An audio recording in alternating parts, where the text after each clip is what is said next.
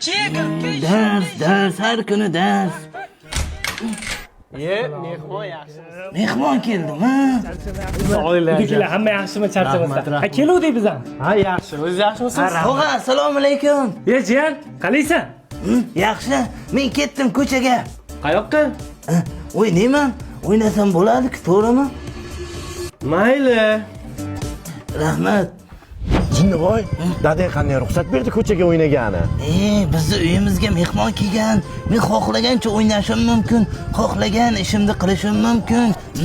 Utti, na, utti. Ha, qaynonanglar yaxshimi? Rahmat, o'z joyidami ishlaringiz? Rahmat. Yaxshi yuribsiz. Ha, o'zi yaxshimi? Ha, yaxshi, rahmat. Yo'q. Yo'q, qayni to'g'rilayapman. Tog'a, Jiyan, dadam.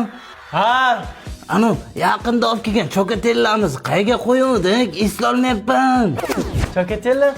Chokatellar qolmagan. Yo'q, kechagina olib kelgan yangi chokatellar bor-ku. Ha, kechagi chokatellarmi? Tosh ustida turibdi. Qayerda? Tokchani ustida turibdi.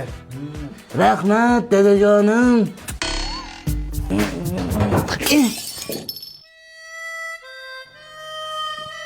Tog'a, Jiyan, siz uyingizda biror nima sinsa nima qilasiz? kelgan balo qazo shunga ursin deyman, Jiyan.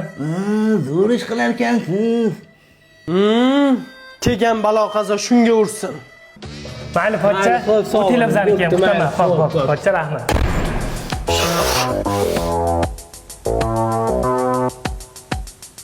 So'nggi so'zimni aytsam bo'ladimi? Xo'sh. Ay, og'riydi-ku. Assalomu alaykum. Jiya yaxshimisiz, sog'lig'ing yaxshimi? Charchamayapsan, tuzimsan? Agar uyga mehmon kelgan ekan, men o'ynagani ketdim.